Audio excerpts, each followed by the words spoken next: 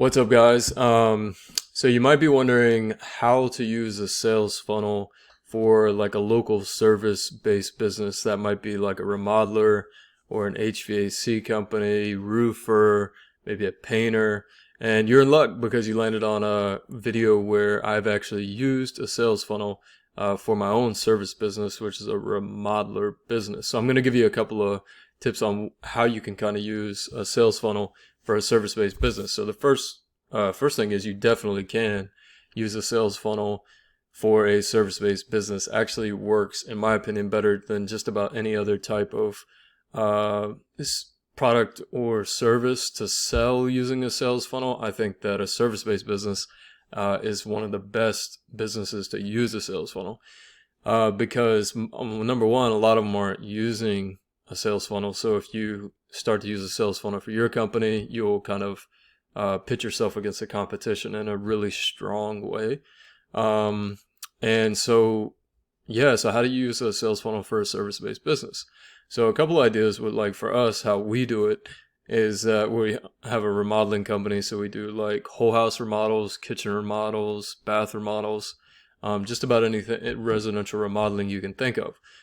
So what we would do is we advertise on like Facebook, Google, or YouTube, and we offer something like free.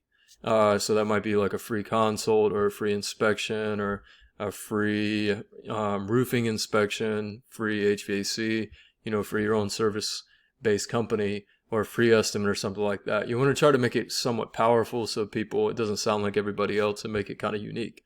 The second thing is then you start the sales funnel, right? So you offer something free, and then you might come out and consult with them, and then you would offer them something a little bit lower price. So maybe like a bath remodel, or for us, it's like a bath remodel, or maybe new windows, or even for us, a new roof, because we hire out the roofers to come out and do things like that. So something a little lower priced, even though like a new roof or a bath remodel is significant in terms of money.